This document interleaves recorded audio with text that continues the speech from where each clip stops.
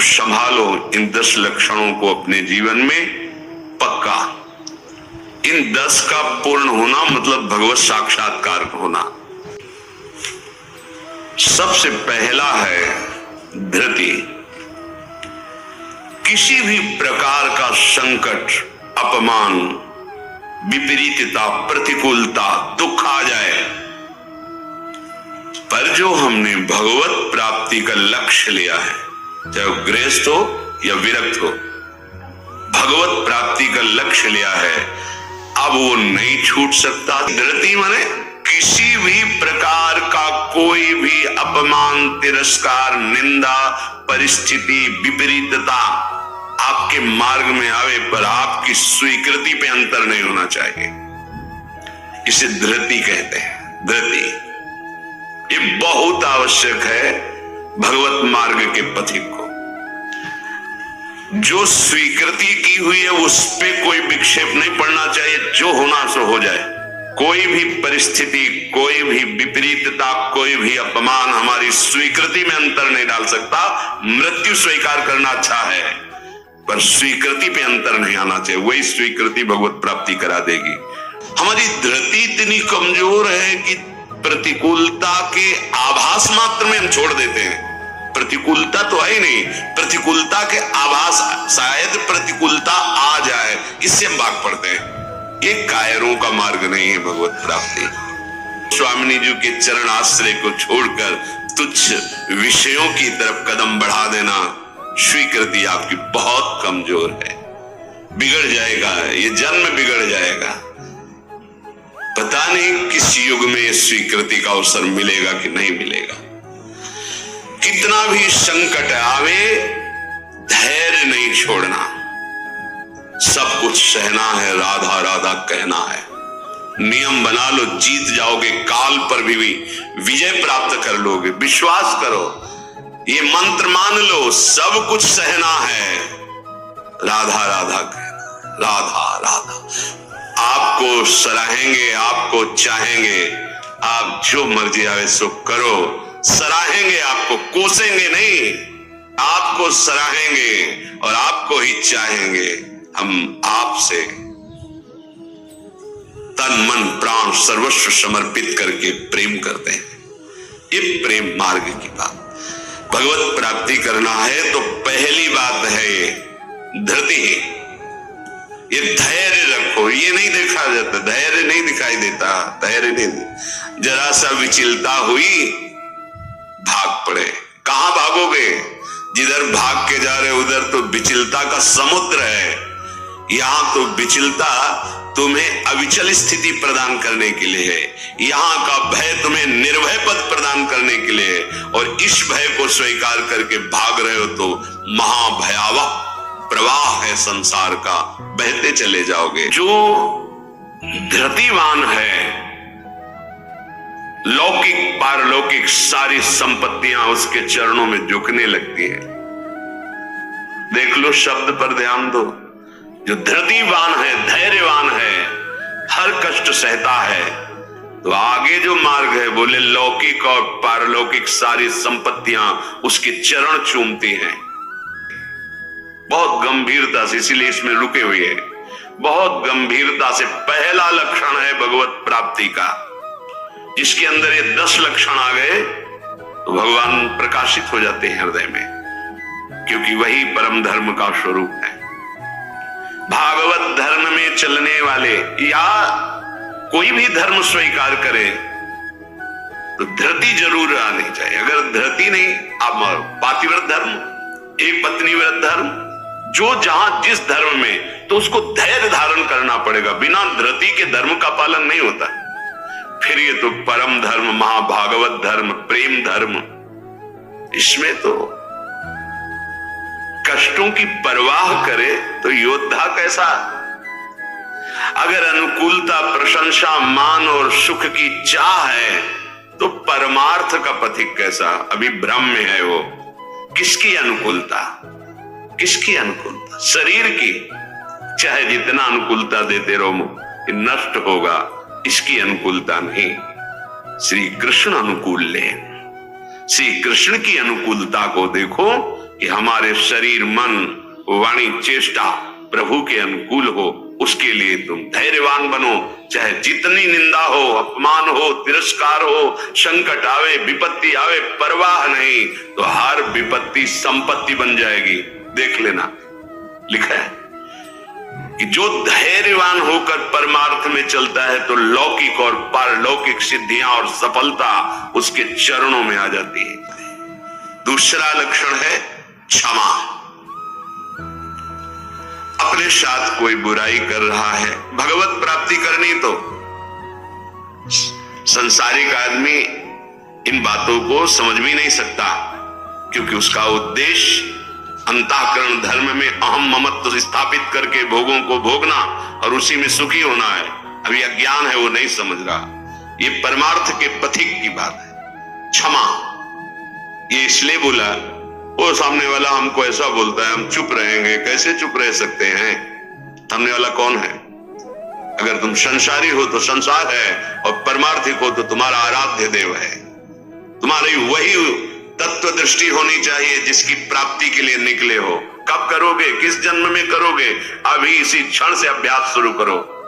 क्षमा, अपने साथ बुराई करने वाले को दंड देने या दिलाने की पूरी शक्ति होने पर भी, दंड देने या दिलाने की आज्ञा करते ही विध्वंस मच जाएगा। ऐसा होने पर भी ना तो शरीर से दंड दे, ना वचन से दंड दे, ना किसी से प्रेरित करके दंड। हम तो नहीं करेंगे, पर तुम देखो, तुम हमारे शिष्य हो, हम तो सह गए, तुम्हें नहीं सहना चाहिए, जाओ। तो बात एक ही हो गई, बात एक ही। आप उसको दंड देना चाहते हैं तो आपके अंदर क्षमा बल नहीं है। ना इस लोक में तुम्हें दंड मिलेगा और ना परलोक में दंड मिलेगा। मेरे अपमान, मेरे निरादर, मेरी निंदा, मेरे तिरस्कार का तुम्हें कहीं दंड ना मिले। तुम्हारी बुद्धि शुद्ध हो, स्वस्थ रहो और भगवान प्रसन्न हो। ये है परमार्थ के पथिक का हृदय। विचार करो, अपने साथ बुराई करने वाले को दंड देने दिलाने की पूरी शक्ति रहने पर भी उसको दंड देने या दिलाने की भावना मन में भी ना आए और उसके हर अपराध को सहकर यथोचित चेष्टा करे कि उसको सुख पहुंचे, उसे भगवत साक्षात्कार होता है। उसे क्षमा कहते हैं। जब कोई गाली दे, निंदा करे, अपमान करे, तब ये बात आवे, भगवान इसका मंगल करे। ये भक्त हृदय होता है। अनुकूलता में तो सब कोई आशीर्वाद देने के लिए तैयार हो जाएगा। प्रतिकूल परिस्थिति में भगवत भाव युक्त हृदय होकर कोई अमंगल सोच भी उसके लिए न करना, ये होता है। पहला धृति, दूसरा क्षमा, तीसरा है दम। दम कहते हैं इंद्रियों को विषयों से हटाकर प्रभु में लगाना। ये भगवत प्राप्ति के लक्षण वाले महापुरुष का जो भाव है। दम, दमन करना। हमारी इंद्रियां बहिर्मुख होकर भोग भोगना चाहती हैं, इनका स्वभाव बन गया है। दुर्वासना मम सदा परिकर्षयन्ति। विषय इतने प्रबल हो रहे हैं कि इंद्रियों को अधीन कर लिए। इंद्रियां इतनी प्रबल हो रही कि मंथन करने वाली, प्रमथन स्वभाव वाली मन को अधीन कर लिया है। मन इतना प्रमथन स्वभाव वाला बुद्धि को अधीन कर लिया। अब बुद्धि विषय में सुख मान करके सब छूट दिए है, तो इंद्रियां, मन विषयों में विचरण कर रहे हैं। जो भगवत प्राप्ति करने की लालसा वाला उपासक है, वो दम रूपी सद्गुण से युक्त होता है। दम अर्थात दमन करना, इंद्रियों का दमन करना थोड़ा कठिन है। जब हमारी कामना बन जाती है कि ये मैं भोग भोगूं और उसमें बाधा पड़ती तो क्रोध आ जाता है। बस ये कामना संकल्प न बनने पावे तो बहुत जल्दी निवृत्त हो जाएंगे। संकल्प बनने का समय हम देते हैं। जब कोई भी इंद्री का विषय आकर्षित होता है तो मन उसको विस्तार से सुख का, भोगा हुआ सुख या सुना हुआ या दृश्य में आया हुआ भोगने की लालसा, और हम अपने भगवत विस्मरण कर दिए और उसमें तन्मय हुए, संकल्प बना, गड़बड़ हो गया। अब परमार्थ से भ्रष्ट कर देगा। आज नहीं तो कल, क्रिया बने ना बने भ्रष्ट कर देगा। संकल्प ही न बनने पाए। संकल्प बनने की छूट कब देते हैं? जिस समय हम ये भूल जाते हैं कि हमारा लक्ष्य भगवत प्राप्ति है। हम भोगों में सुख बुद्धि करके भगवान से विमुख वृत्ति के द्वारा संकल्प बना लेते हैं धैर्य से। जब हमको ये पता है कि इन भोगों में सुख नहीं, सुख तो सुख सिंधु प्रभु के नाम रूप में, तो संकल्प कैसे बन गया? भगवत विमुखता के कारण संकल्प। वो क्षण भगवत विमुख हुआ, वो समय भगवत विमुख में जा रहा है, इसलिए आपका संकल्प बन रहा है। अगर नाम जप कर रहे हैं आप और आपका लक्ष्य है कि मुझे प्रभु के चरणारविंद की प्राप्ति करनी, तो आप इंद्रियों का दमन स्वाभाविक कर लेंगे।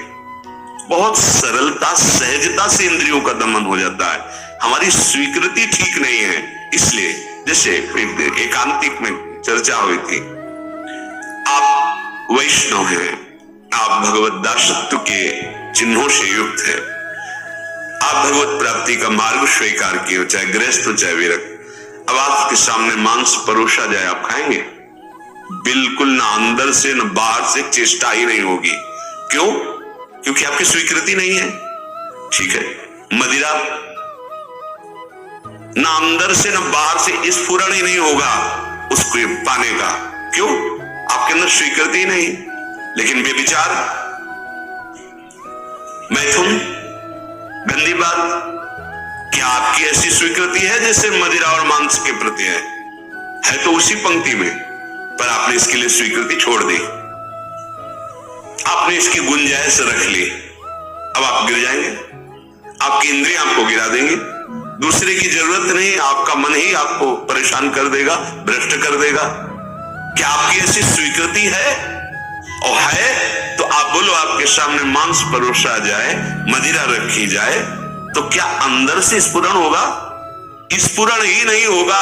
आप देख लो ना, स्फुरण ही नहीं होगा और आपकी भाव चढ़ जाएगी। आपको पता नहीं आपके क्या, या तो उठ के चल देंगे, बिल्कुल संभाषण भी नहीं करेंगे। ऐसा ही जो शास्त्र विरुद्ध आचरण है, सबके प्रति क्यों नहीं हो रहा? जो हमारे शास्त्रों में भगवत प्राप्ति के विरुद्ध आचरण बताए गए, आप उनको एक लाइन में ही बताया गया है। आप उन शब्दों में दो को तो मान लिए, त्याज्य, स्वीकृति ही नहीं उनके प्रति। हम वैष्णव में भगवत दास हैं, तो फिर व्यभिचार, मैथुन, ये गंदी चेष्टाएं, इसको उस पंक्ति में क्यों आप स्वीकृति में रख लिए? आपने स्वीकृति की है, और यदि आपकी स्वीकृति वैसे है तो आप बोलो कैसे हो सकता है? वो दो बातें जो बोली, कैसे आप स्वीकार नहीं कर सकते? प्रार्थना करने पर, एकांत में मिलने पर भी आप उन वस्तुओं का सेवन नहीं करेंगे, क्योंकि आपकी स्वीकृति नहीं। ऐसे ही स्वीकृति आपकी भगवत प्राप्ति की है तो उसमें बाधक है, फिर आप उस बाधक क्रिया को, बाधक चेष्टा को एकांत में क्यों करते हैं? अपना नाश क्यों करते हैं? भगवत प्राप्ति के लिए दमन करना सीखे इंद्रियों का। दम शब्द से है इंद्रियों का निग्रह, पर इंद्रियों का निग्रह होता है मन के द्वारा, और मन इंद्री दोनों मिल मना खष्टान इंद्रियाणि प्रकृति स्थान कर से थी, तो बची बुद्धि। अब बुद्धि शुद्ध हो तो मन पर अंकुश लगावे, लगाम खींचे, तो इंद्रिय रूपे घोड़े सहज मार्ग में आ जाए। सहज मार्ग है भगवत मार्ग, विषम मार्ग है संसार मार्ग। बहुत सावधान। और बुद्धि तभी शुद्ध रहेगी जब हर क्षण प्रभु का स्मरण करेगी। भगवान से वियोग प्राप्त हुई बुद्धि, वियोग माने भगवान से विलग हुई बुद्धि शासन नहीं कर सकती मन और इंद्रियों पर, और भगवान से योग को प्राप्त हुई बुद्धि इनको अपने शासन में रखेगी। तो बुद्धि योग कैसे बने? श्री भगवान के वचन। अगर तुम सतत भजन कर रहे हो तो बुद्धि भगवान से युक्त हो जाएगी, भगवान में तन्मय हो जाएगी, कितनी सामर्थ्यशाली हो जाएगी, जहां चाहेगी वही रथ को खड़ा कर देगी। लगाम है मन, घोड़े है इंद्री, शरीर है रथ, बैठा है जीवात्मा और हाँक रहा है सारथी बुद्धि। ईश भजन सारथी सुजाना, अपने आराध्य देव का सतत भजन मानो सुजान सारथी मिल गया है। अब मन रूपी लगाम को शासन में, तो घोड़े अपने आप सही मार्ग में। इंद्रियों का दमन अर्थात मन का निग्रह अर्थात बुद्धि का परमात्मा में निरंतर जुड़े रहना। निश्चय में भजन होना चाहिए, बुद्धि कार्य निश्चय, भजन न छूटे। जीत गया आप तीसरे गुण दम को प्राप्त हो गए। चौथा अस्तेय, चोरी का स्वभाव ना होना। मन से, वाणी से, शरीर से किसी भी प्रकार की चोरी न करना। फूल लेने जा रहे हैं प्रभु, जनक जी के यहां निमंत्रण में आए हैं, विश्वामित्र जी को आमंत्रित किया गया है। फूल केवल है, कोई और वस्तु नहीं है। पर आप देख लीजिए उस प्रसंग में प्रभु मालियों से पूछते हैं, क्या मैं अपने गुरु सेवा के लिए कुछ पुष्प ले सकता हूं? स्वीकृति नहीं। हमारा स्वभाव बिगड़ गया है, बहुत सावधानी की जरूरत है। सोचते हैं कि हम चोरी करके दूसरे का धन, दूसरे का, सुखी हो जाएंगे। कभी नहीं होगे। अधर्माचरण करने वाला कभी, आपको थोड़ी देर हर्ष होगा, हर्ष शोक में परिणत हो जाएगा। शोक भयानक दुख पैदा कर देगा। बहुत सावधान, सिद्धांत को समझो और भगवत मार्ग में चले हो तो ऐसा होना ही नहीं चाहिए किसी भी तरह से। और ये वस्तु बहुत अच्छी लग रही है, लेकिन नहीं, आज जो हमारी व्यवस्था कर रहा है कल व्यवस्था, हम व्यवस्था के लिए भगवत मार्ग में आए क्या? हम तो भगवत आनंद के लिए आए हैं। शरीर और मन प्राण उनको समर्पित, वो जाने। किसी भी तरह की मन से, वाणी से, शरीर से चोरी नहीं होनी चाहिए। दूसरे की बात हम सुनी तो सुन करके उसे अनुभव उतारे, सुन के उसको दूसरों को बोलकर प्रभावित कर लेना, यह भी चोरी हो गई।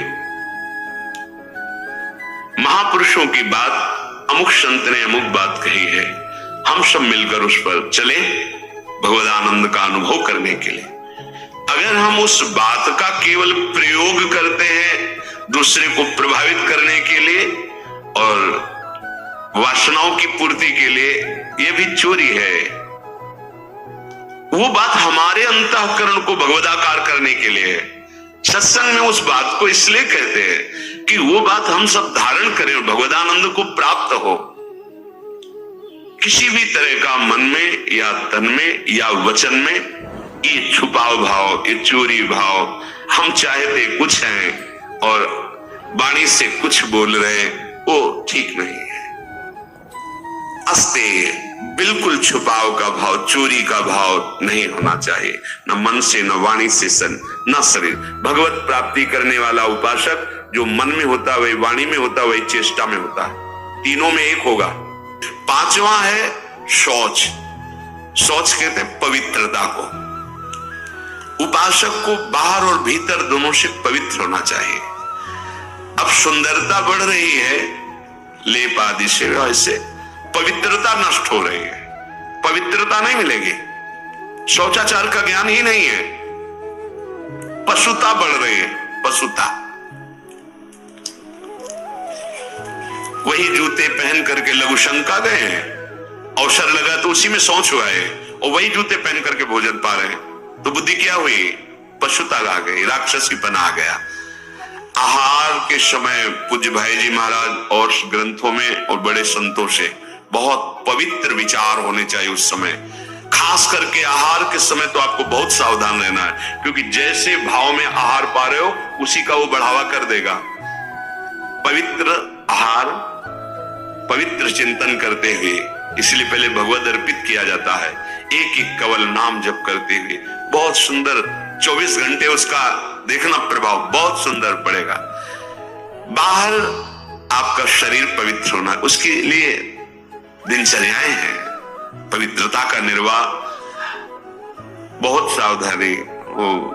अब देखो ऐसे लोगों के आचरणों का अनुकरण किया जाता है जो शौच होकर जल ही नहीं लेते।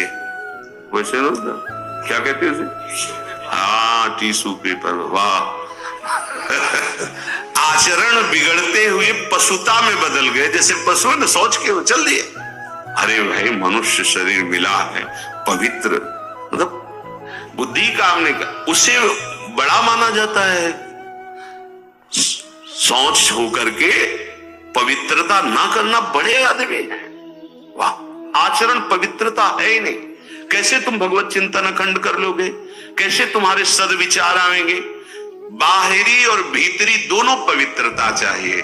बाहरी पवित्रता ये जल से, मिट्टी आदि रजा, देखो चाहे जितना आप साबुन लगाओ हाथ में, बाद में थोड़ी रज का प्रयोग जरूर करो। रज से पवित्र माना, जैसे इतनी बड़ी बोतल में क्या होता है, डिटॉल वाला और नहीं होता, उससे हाँ जो हैंड वॉश जो भी ऐसे ऐसे धो लिए, माना ठीक अच्छा है, पर रज का प्रयोग जरूर करें। थोड़ी रज लेकर हाथ, बिना रज से आप पवित्र नहीं माने जाएंगे। आप जैसे साबुन वगैरह तो करो, हम कहते करो, पर इससे आप रज का प्रयोग जरूर, एक बार ही सही, पर ऐसे और रज आएगी तो नाली जाम हो जाएगी, और ऐसा नहीं, हम करें थोड़ी तो प्रयोग करो रज का। नहीं, वो नाली तो खुल भी सकती है, इधर बुद्धि की नाली जाम हो गई तो और गड़बड़ हो जाएगा, नहीं हो जाएगा, जन्म जन्मांतर बिगाड़ती चली जाएगी। अब कैसे समझाए, मतलब बड़ा समय विचित्र आ रहा है। लघु शंका में बैठना है तो जो सोच की सीट उसी पे बैठना है कि ये लघु शंका, और निकले उछल दिए, अरे पूरे पवित्र हो गए।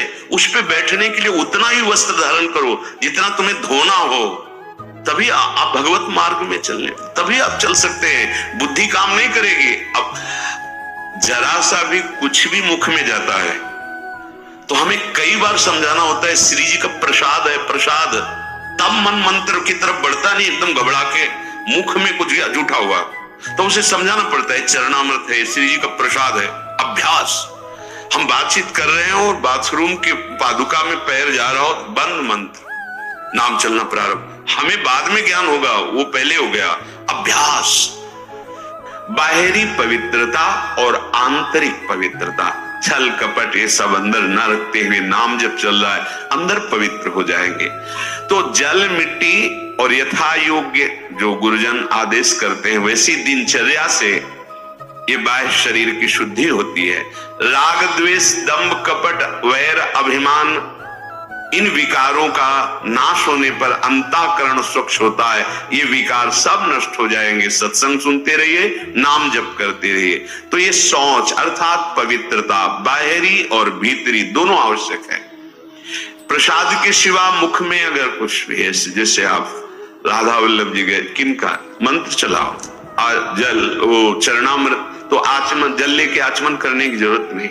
अन्यथा आप जैसे फिर तो अच्छे से कुल्ला करो, आचमन करो, फिर आप मंत्र जप करो, हर समय पवित्र। लघु शंका पहले बराबर कमंडल में जल रखते थे, अब तो कहीं जाना आना ही नहीं तो कमंडल पास रहेगा, उसमें छोटा सा गिलास।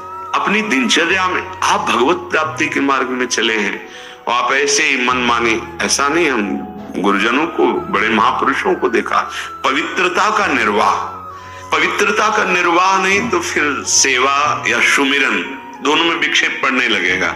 मनमानी आचरण मत कीजिए। आपका वस्त्र पवित्र होना चाहिए, पानी से निकाल लीजिए, पवित्र होने। ऐसे मनमानी आचरण करोगे तो भजन में रुचि नहीं होगी। ये भगवत प्राप्ति जिसको होनी है उसके लक्षण बताए जा रहे हैं। वो बाहर और भीतर से बहुत पवित्र रहता है। हम किसी को छूने की चेष्टा न करें। कोई छू रहा है हमें, उसमें कोई दोष, हम जा रहे हैं ऐसे छू गया कोई बात, हम किसी को बहुत सावधान। हमारे अंदर मंत्र चल रहा है, हमारे अंदर भजन चल रहा है, अब वो उसकी दिनचर्या क्या है, वो कैसे पवित्रता का निर्वाह करता है। तो अगर वो हमसे ऐसे धक्का लगे तो हम उस अपने को नहीं मान, हम अपनी तरफ से चेष्टा नहीं करते। बिल्कुल भगवत मार्ग में जो भगवत प्राप्ति के लिए बहुत सावधानी की, पवित्रता की आवश्यकता है। फिर है छठा, शब्द, स्पर्श, रूप, रस, गंध, इनका ऐसा प्रभाव है कि खींच लेते हैं। जैसे अभी कोई ध्वनि बजने लगे आ जाएगा, प्रभाव पड़ा शब्द का। अभी कोई चीख दे, शब्द का प्रभाव पड़ा ना, ऐसे रूप का प्रभाव पड़ता है, ऐसे रस का प्रभाव पड़ता है, गंध का प्रभाव पड़ता है, स्पर्श का प्रभाव पड़ता है। इसी प्रभाव को जीत ले जो, बस ये बात। हमारा जो नाम चल रहा है, अब कुछ भी गाए, कुछ भी बजाए, कुछ भी शोरगुल हो, उस पे अंतर नहीं पड़ना चाहिए। हम रूप आशिक हैं प्रियालाल के, आप कोई भी रूप हो, हम स्वादी हैं प्रियालाल के उच्छिष्ट के, अधरामृत के, जो उनका उच्छिष्टामृत भुक्त वही हुआ। इसके अलावा कुछ भी अमृत भी हो तो हमारे लिए हमारी गंध श्री जी के श्री चरणों में चढ़ी हुई तुलसी, पुष्प, श्रीअंग का इत्र, प्रसाद, माला आदि, बस। इससे क्या होगा? शब्द, स्पर्श, रूप, रस, गंध पर आप विजय प्राप्त कर लेंगे। सनकादि के लिए जैसे आता है कि शब्द, स्पर्श, रूप, रस, गंध पर विजय प्राप्त की हुई महापुरुष के भी घ्राणेन्द्रिय में जब प्रभु श्री हरि के श्री चरणों की तुलसी की गंध गई तो प्रेम विकल हो गए, ऐसा आता है। ये जो हमारी इंद्रियां स्पर्श सुख में, देह सुख, स्पर्श सुख में, रूप में, रस में, गंध में, शब्द में हमें भगवत प्राप्ति करनी, इसका हमें परिवर्तन करना होगा। हमें जहां भागवतिक शब्द श्रवणेन्द्रिय में पड़े तो नाच पड़ना चाहिए, प्रापंचिक शब्द तो उदासीन हो जाना चाहिए। भगवत भाव से सबके चरणों में प्रणाम, मेरे प्रभु सब इन रूपों में समाये हुए, ठीक है। ऐसे कोई रूप, और वास्तविक जब आप इतने महान रूप की प्रेमी भाव में चल रहे हैं तो कोई रूप आकर्षण नहीं कर सकता, नहीं कर सकता, है ही नहीं। कौन सा रूप? कोई भी रूप ऐसा नहीं कि चित्त में क्षोभ पैदा कर दे। कई बार विनोद में कहा है कि जैसे मकान में आग लग जाए तो कैसा दिखाई देता है, ऐसे ही जो रूप आशिक प्रभु के होते हैं, कहीं भी कोई भी रूप बहुत सुंदर हो, नहीं, जितना सौंदर्य यहां से ब्रह्मलोक तक है हमारे प्रभु के सौंदर्य सिंधु के बिंदु के एक सीकर से है। कोटि काम मूर्छित हो जाए ऐसे तो लालजू महाराज है। एक काम पूरे त्रिभुवन में तांडव मचाए हुए, करोड़ काम जिनकी मंद मुस्कान से मूर्छित हो जाए, वैसी जो लालजू की रूप लावण्य महिमा है, वो लालजू हमारी लाडली जो निर्तन भ्रकुटी, बदन अंबुज मृदु, सरस हास, मधु बोलन तो अति आसक्त लाल। तो अब ऐसे रूप के आशिक, ऐसे रूप की चाह करने वाले किसी रूप में वो प्रभावित हो जाएंगे। ये जो छठवां है इंद्रिय निग्रह, अर्थात शब्द, स्पर्श, रूप, रस, गंध, ये जो इंद्रिय के, ज्ञानेन्द्रिय के 5 विषय हैं, इन किसी विषयों को भी भगवत विमुख होकर स्वीकार न करें। प्रभु से अर्पित है, जैसे विशेष विशेष गंध है, पर अगर प्रभु को अर्पित नहीं तो हमारी घ्राणेन्द्रिय से वो आ रही पर उसका महत्व तो नहीं है। और प्रभु में अर्पित है, हमारी प्रियाजू के श्री चरणों में चढ़ा हुआ है, ये पुष्प है, ये इत्र है, ये माला उनके श्रीअंग, अहो भाग्य, बार बार वो जीत जाएगा। फिर उसकी घ्राणेन्द्रिय को लुभायमान नहीं कर सकता। और रसेंद्रिय यदि प्रभु का केवल उच्छिष्ट भोगती है, वाकेंद्रिय केवल प्रभु के जस में है, आप जीत गए शब्द, स्पर्श, रूप, रस, गंध। बहुत सुंदर बात है, हम यही फंस जाते हैं। देखो,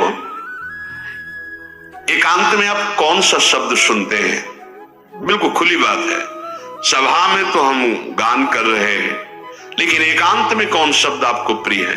अगर एकांत में आपको नाटक, नौटंकी, नाना प्रकार के प्रापंचिक विषय सुनने और देखने में रुचि है, तो अभी आप इंद्रिय निग्रह नहीं कर पा रहे हैं।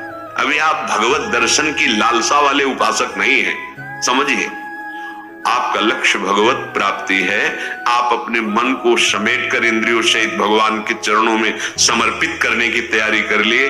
आप कुछ नहीं, अब तो विश्वंभर भगवान को समर्पित कर दो, पूरा विश्व वो देखे, आप उनको देखो, आप उनके चरणों का चिंतन करो।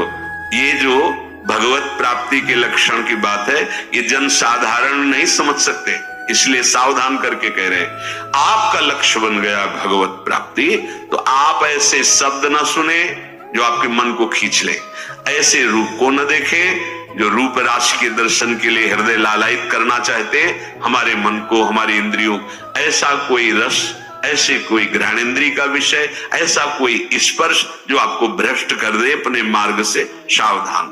पर जो भगवत प्राप्ति की लालसा वाला होता है वो शब्द स्पर्श रूप रस गंध इस पर विजय प्राप्त किए होता है या विजय प्राप्त करना चाहता है।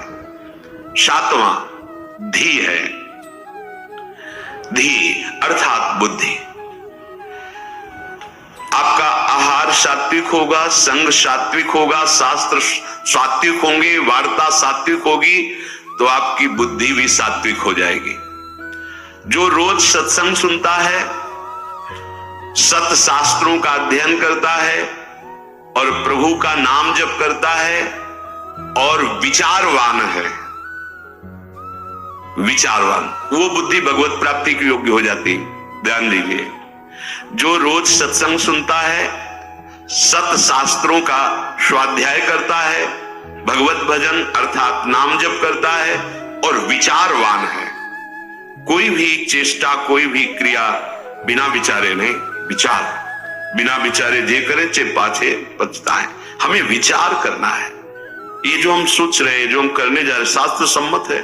नहीं, तो फिर नहीं। जिसमें निरंतर प्रभु में मन लगाने के सहयोग हो, ऐसा बुद्धि निश्चय करने वाली, वो भगवत प्राप्ति की योग्य हो जाती है। हमें वही सुनना है, वही देखना है, वही बोलना है, वही चेष्टा करनी, जिससे हमारा भजन बढ़े, भजन सुरक्षित रहे, भजन पच जाए। ये सारा क्षेत्र बुद्धि का है। बुद्धि में विवेक है, वो बढ़ाएगी भजन, बचाएगी और पचा लेगी। जैसे भजन का भी अपच होता है, मैं इतना इतना, तो आगे दिखाएगी, देखो वो महापुरुष इतना भजन, इतने दैन, धिक्कार है हमारे जीवन को, अभी उतना तो है नहीं, आम ऊपर से आ रहा है, वो दबाती रहेगी, तो भजन पचता रहेगा। कौन सी बुद्धि? जो रोज सत्संग सुनती है, शास्त्र स्वाध्याय, नाम जप और विचारवान है, ऐसी बुद्धि भगवत प्राप्ति की योग्य हो, अर्थात निश्चय। अगर बुद्धि विषयों में लगी हुई है, धन संपत्ति मान को श्रेष्ठ मानती है, तो ये निश्चय ही नहीं कर पाएगी कि परमात्मा प्राप्ति करना है। आठवां है विद्या। जैसे प्रश्न आता है कि जब भजन मार्ग में चलना है तो पढ़ना लिखना सब व्यर्थ ही है, क्यों पढ़े लिखे? क्योंकि आजकल ऐसी विद्या पढ़ाई जाती है, ऐसी पढ़ाई जाती है। हम उस विषय पे नहीं जाते, हम ये जाते हैं कि यदि आपको अक्षर मात्रा इनका सब ज्ञान नहीं है, तो आपको हो सकता है कि सत्संग सबके सौभाग्य में तो नहीं है ना, तो आप ऐसे गीता पुरुष या बहुत जगह से महापुरुषों की वाणियां हैं, अगर आपको अक्षर मात्रा का ज्ञान नहीं तो आप कैसे पढ़ पाएंगे? अगर आपको ये लौकिक विद्या जो काखा गगा है, इसमें ब्रह्म विराजमान है। कई बार ये वार्ता हुई कि जैसे भगवान कण कण में विराजमान है, ऐसे हर अक्षर में विराजमान है। आ ब्रह्म का स्वरूप माना गया है। का, खा, गा, घा, आ निकलता है ना, ज्ञा तक निकलता है। आप जो विद्या पढ़ रहे हैं साक्षात ब्रह्म स्वरूप है। जो आप जानकारी ले रहे हैं वो सृष्टि की जो ले रहे हैं वो ब्रह्म स्वरूप है। उसे आप भजन से अलग मत मानिए, ध्यान देकर पढ़िए। हाँ, अब पढ़ लिख करके उद्दंडता करना, कपट करना, हिंसा करना, चोरी करना, तो होगा कि क्या हुआ तुम्हारी पढ़ाई से? आप विद्या से, जैसे विद्या विनयम ददात, विनम्र होता है, गंभीर होता है, बुद्धि उसकी निर्णायक होती है, प्रवीण होती है। पर यदि भ्रष्ट आचरण करोगे तो वही विद्या अविद्या का रूप धारण कर लेगी। तो विद्या निषेध नहीं है, अविद्या निषेध है। आप खूब अच्छे से पढ़िए, आप खूब पदाधिकारी बनिए, समाज की सेवा करिए, आप जानकारी लीजिए, ये जगत भगवत स्वरूप है। अगर आप अभी से प्रमाद कर लिए तो भजन में स्थिति है नहीं। हम देखते हैं जो बच्चे पढ़े लिखे हैं ना, एक बार समझा दो तो कदम सोच समझ के रखते हैं। हाँ, हम ये कहते हैं यदि ऐसी रति है कि राधा राधा राधा राधा राधा सत्संग और नाम जप करते हुए आप तो सच्ची मानिए सब शास्त्रों का ज्ञान अपने आप हो जाएगा। पर ऐसा बहुत ही कठिन है, कोई बिरला ऐसा जो ऐसे चल पाए, नहीं तो इसलिए पढ़ना आवश्यक है। विद्या, जब आपके अंदर अक्षर मात्राओं का ज्ञान होता है, उसमें विषय भी रखे जाते हैं। आप संस्कृत पढ़ सकते हैं, आप ये पढ़ सकते हैं, आप ये अलग अलग विषय रखे जाते हैं। जैसे अपने जब पढ़ रहे थे तो एक विज्ञान का विषय था और एक आर्ट का विषय था, कॉमर्स का विषय था, नहीं अलग अलग कि आप संस्कृत ले सकते हो, आप अंग्रेजी ले सकते, ऐसे कई विद्या। अगर हमको अक्षर मात्रा और ठीक ज्ञान है तो हम वेद का स्वाध्याय कर सकते हैं, आगे हम संस्कृत पढ़े, हम अपने शास्त्रों को पढ़ सकते हैं। अब ऐसा क्या कि शास्त्र तो आते नहीं, भजन में रुचि नहीं, तो आपके अंदर ज्ञान स्फुरित कैसे होगा? हम उन महात्माओं को देखकर बोला कि का नहीं पढ़े लेकिन एक क्षण भी नहीं नाम छोड़ रहे, तो सारा ज्ञान जागृत हो गया उनको। यही अपने वृंदावन में पूज्य मथुरा दास जी थे, वो खुद कहते थे, ए जी हमने कभी स्कूल का मुंह नहीं देखा, अर्थात कभी स्कूल नहीं गए। ओ 50-50 श्लोक महाभारत के एक साथ बोलते चले जा रहे हैं और फिर नंबर बाय नंबर उसका अर्थ बताते चले जा रहे हैं। ये सब क्या हो रहा है?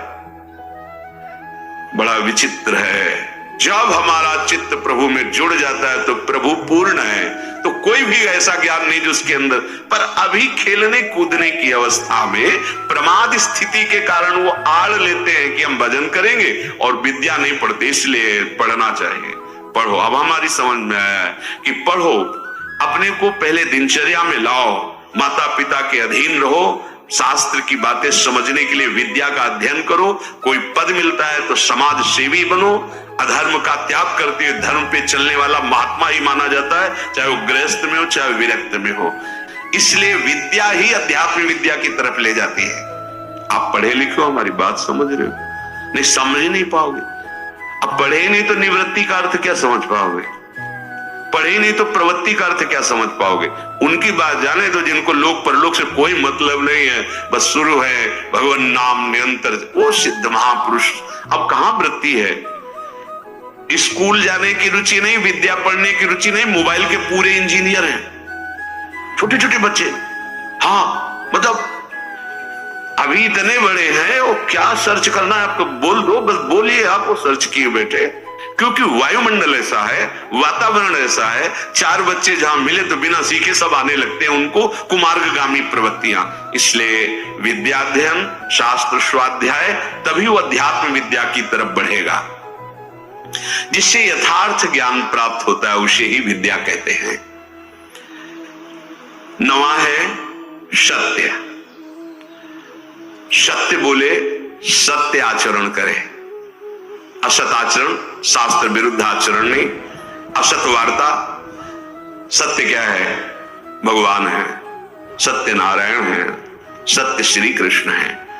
भगवत भाव से चर्चा करना, भगवत भाव से व्यवहार करना, ये सत्य आचरण होता है, ये सत्य वार्ता होती है। जैसा अंतःकरण और इंद्रियों में आपने निश्चय किया है वैसा ही बोलिए। उसमें छल कपट करके बनावटी शब्द दंभ वाले नहीं होने चाहिए। ये ध्यान में रखना चाहिए कि आप जो बोल रहे हैं उससे किसी के हृदय में ठेस नहीं पहुंचनी चाहिए। जो बोल रहे हैं उससे दूसरे को लाभ प्राप्त होना चाहिए। जो बोल रहे हैं वो यथार्थ सत्य होना चाहिए, कपट रहित, दोष रहित, अहित करने वाली वाणी नहीं होनी चाहिए। और 10वां है अक्रोध। कोई भी आपके प्रति कैसा भी बर्ताव करे, आपको क्रोध नहीं करना, यह नियम लेना है। इसमें दूसरा था क्षमा। क्षमा और क्रोध में अंतर। जो हमारे प्रति अमंगल बर्ताव कर रहा है उसका मंगल हो, कभी अमंगल न हो, ये क्षमा है। अब जो हमें क्रोध दिला रहा है तो हमें नियम लेना कि हमें गुस्सा नहीं करना, वो दिलाएगा। देखो, जब आप परमार्थ पे चलते हो तो आपके अंदर और बाहर दोनों जगह ऐसी परिस्थिति पैदा की जाएगी कि आपको क्रोध आवे, आपके अंदर की वृत्ति बिगड़ेगी। बाहर का ऐसा व्यवहार हो सकता है, आपका साथी, आपका मित्र, आपके पास रहने वाला साधक ही आपसे विपरीत ऐसी चेष्टा उस समय प्रेरित है। आपको देखना है कि इस समय प्रेरित है माया के द्वारा और वो मुझे गुस्सा दिलाने के लिए ऐसा विधान रचा गया, पर मैं गुस्सा नहीं होगा। अगर सह नहीं पाते हो तो मौन हो, भाग जाओ वहां से, मौन हो के भाग जाओ। वीरता मत दिखाओ। गुस्सा करना वीरता नहीं है, सह जाना वीरता है। जैसे सह पाओ। बहुत संतों ने इस पर जहां कोई आपको गुस्सा की बात दिलाने लगे तो अगर आप ये याद कर लोगे कि मेरी परीक्षा हो रही, मुझे क्रोध दिलाया जा रहा है, तो आप समझ जाओगे। पर बस यही रहे कि मेरी परीक्षा हो रही, मुझे गुस्सा नहीं करनी, नहीं सोचते सोचते फिर कड़वा वचन निकलने लगेगा, फिर मारपीट भी होने लगेगी। पर सोचो अपने साधु के साधक होके एक दूसरे को गाली दे रहे, लड़ रहे, ये कोई साधुता है? ये कोई मार्ग? अक्रोध, क्रोध नहीं करना। नियम लेना पड़ेगा ना कि क्रोध नहीं करना, वो दिलाएंगे क्रोध। बड़े विचित्र विचित्र लीलाएं होती। 100 बार थूका, क्रोध नहीं आया, ऊपर से थूका। तो उन्होंने यही कहा कि आपकी तो बड़ी कृपा हुई जो एक दिन में 100 बार मुझे गंगा स्नान करने को मिला, 100 बार हमें स्नान करने का सौभाग्य मिला। ये हो सकता है हमारे साथ व्यवहार ऐसा हो कि जिसे हमें क्रोध आवे तो हमें तुरंत सोचना है, तुरंत वही सोच सकता है जो साधक है, ये मेरी परीक्षा आई है, नहीं मुझे गुस्सा नहीं कर, राधा राधा राधा राधा राधा राधा राधा भैया राधा, बढ़ो आगे बढ़ो, गुस्सा नहीं कर रही। अक्रोध, अपनी कोई बुराई करके, अपना कोई प्रतिकूल व्यवहार करके क्रोध दिलाना चाहता है, आप अक्रोध, आपको गुस्सा नहीं करनी। क्षमा में और अक्रोध में अंतर है। हम गुस्सा नहीं करेंगे पर क्षमा उसको मंगल मनाएगी, उसके प्रति कोई प्रतिकूल व्यवहार नहीं होगा और उसका मंगल होगा। मन वचन कर्म से इसको, हमारे प्रति जो अपकार किया, कभी इसको दंड न मिले, न भगवान दंड देने या लोक में दंड, उसे क्षमावान कहते हैं। बहुत बड़ा बल है ये साधु का, इसीलिए दूसरे नंबर पे क्षमा। ये जो क्रोध है वो हमें दिलाने की चेष्टा कर रहा है, हम उसका मंगल भी मनाने वाला विषय नहीं। अब हमें इसमें सावधान रहना, गुस्सा नहीं होना। देख लो, आज ही नियम लियो लोगे और शाम तक कोई ना कोई ऐसा आपको गुस्सा बाहर से नहीं अंदर से आ जाए। परसों मिला था ना, उसने अब जलने लगे, गुस्सा आने लगी। परसों की बात या वर्षों की बात, मन है वो लाएगा अभी ऐसा, मतलब तो हमको क्या समझ रखा है भगवान, मतलब वो मना गुस्सा रही ना, देखो इतना तो विलंब न करो, तो दंड दो जिसे 4 लोग देखे ना कि वैष्णव अपराध का क्या मतलब होता है। कहां गए उसी समय अंदर वाली वृत्ति को, नहीं मुझे गुस्सा नहीं होना, मुझे किसी का मंगल नहीं मनाना, क्योंकि मुझे भगवत प्राप्ति करनी। क्षमा और अक्रोध दोनों में भेद यही है। जो कुछ होता है मन में या बाहरी व्यवहार में, हमको उसे सहना है, क्रोध नहीं करना है। ये जो 10 प्रकार के लक्षण बताए गए, उपासक सावधानी पूर्वक इनको धारण करे। अगर ये लक्षण है तो भगवत प्राप्ति निश्चित है।